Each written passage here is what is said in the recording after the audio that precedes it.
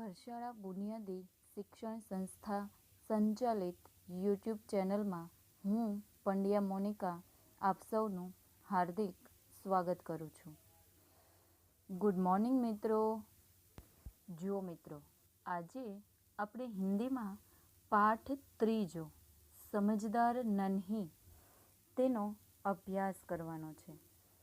આ પાઠ જે છે એ એક કહાની છે, બરાબર. તમને અત્યારે સ્ક્રીન ઉપર એક ચિત્ર દેખાય છે એટલે ખબર પડી જ ગઈ હશે.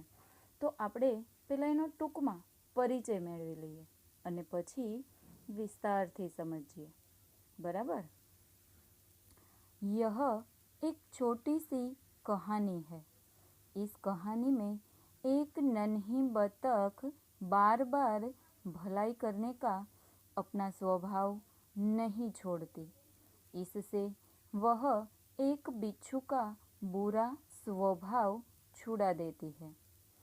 इस प्रकार हमारे समाज में भी कई बुरे लोग हैं, पर हमें हमेशा उनके साथ भलाई करनी चाहिए. हमें कभी अपना अच्छा स्वभाव नहीं छोड़ना चाहिए. तो मित्रों, यहाँ इस कहानी से हमें यही सीख मिलती है कि दूसरे लोगों का बुरा स्वभाव देखकर हमें अपना भलाई करने का अच्छा स्वभाव जो है वह नहीं छोड़ना चाहिए. तो अब हम पूरे पाठ की समझूती लेंगे. नन्ही बतख तट पर आई तो उसने देखा कि एक बिच्छू दलदल में फंसा है. बिच्छू ने नन्ही से प्रार्थना की, बहन मुझे बचा लो. नन्ही को उस पर दया आ गई. उसने बिच्छू को दलदल से उठाकर सूखे स्थान पर रख दिया. दलदल यानी गीली ज़मीन, जिसे हम कीचड़ कहते हैं. तो वहाँ एक बिच्छू फंस गया था. तो वह बिच्छू जो है वह नन्ही यानी कि बतख जो है उसे बार बार प्रार्थना कर रहा था, विनती कर रहा था कि बहन मुझे बचा लो, मैं मरना नहीं चाहता. इसीलिए नन्ही बतख जो है उसे बेचारी को दया आ गई और उसने जो बिच्छू है उसे नदी के तट पर रख दिया. नदी का तट यानी किनारा. बिच्छू को शैतानी सूझी. उसने नन्ही को डंक मार दिया. नन्ही पीड़ा से तड़प उठी. उसने बिच्छू से पूछा, क्यों भाई, तुमने मुझे डंक क्यों मारा? बिच्छू लापरवाही से बोला, क्या करूं, डंक मारना मेरा स्वभाव है. जो बतख थी, नन्ही थी, उसने बिच्छू की जान बचाई थी, तो उसे तो उसका आभार व्यक्त करना चाहिए, उसे शुक्रिया कहना चाहिए. पर वह जो बिच्छू था वह बहुत बड़ा शैतान था. तो उसने जो उसकी जान बचाई उसी व्यक्ति को डंक मार दिया, क्योंकि बिच्छू जो है उसका स्वभाव डंक मारना है. और उसने नन्ही बतख जो थी उसे डंक मार दिया. तो बदले में जो नन्ही थी उसने बिच्छू से प्रश्न किया कि भाई मैंने तो तुम्हारी जान बचाई है, फिर भी तुमने मुझे डंक क्यों मारा? तो बिच्छू जो था वह बड़ा लापरवाह था. उसने बहुत शैतानी सूझी थी और इसीलिए उसने नन्ही से बोला कि बहन क्या करूं, डंक मारना तो मेरा स्वभाव है. तो नन्ही बोली, तुम यह गंदी आदत छोड़ दो, नहीं तो कोई मुसीबत में तुम्हारी रक्षा नहीं करेगा. जो नन्ही थी उसने बिच्छू को अच्छी सलाह दी कि भाई तुम्हारी ये गंदी आदत जो है वह तुम छोड़ दो, वरना आगे चलकर तुम कभी मुसीबत में पड़ोगे तो कोई भी व्यक्ति तुम्हारी रक्षा नहीं करेगा, तुम्हारी मदद नहीं करेगा. बिच्छू उसकी बात अनसुनी कर आगे बढ़ गया.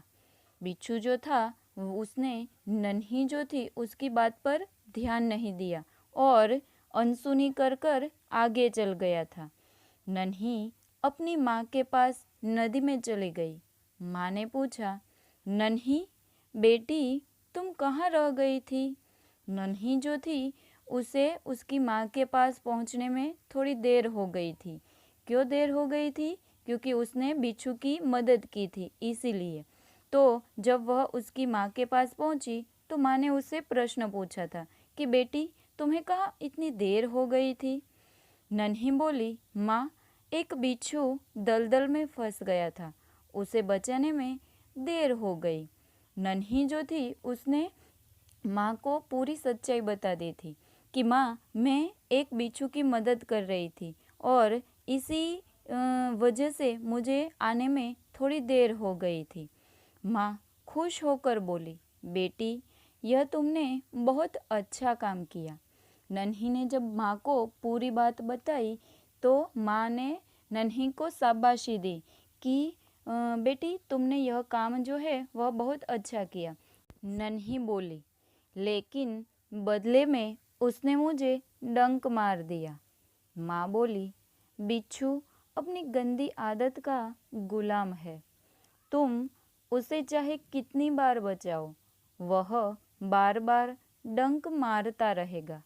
नन्ही बोली, माँ, मैं उसकी गंदी आदत छुड़ा कर रहूँगी। जब नन्ही माँ के पास पहुँची तो उसने पूरी घटना जो थी वह माँ को बताई और बाद में माँ से कहा भी कि माँ, मैंने उसकी जान बचाई, फिर भी बदले में उसने मुझे डंक मार दिया। तो माँ नन्ही को समझाते हुए बोली, बेटी, बिच्छू जो है वह अपनी गंदी आदत का गुलाम है। तुम उसे चाहे कितनी ही बार बचाओ, पर वह बार बार तुम्हें डंक ही मारता रहेगा। तो नन्ही बोली, माँ, मैं उसकी यह जो बुरी आदत है वह छुड़वा कर ही रहूँगी। તો વિદ્યાર્થી મિત્રો, આજે આપણે અહીંયા સુધી પાઠ સમજ્યા. આગળનો પાઠ આવતા લેક્ચરમાં સમજશું. બરાબર? આવજો.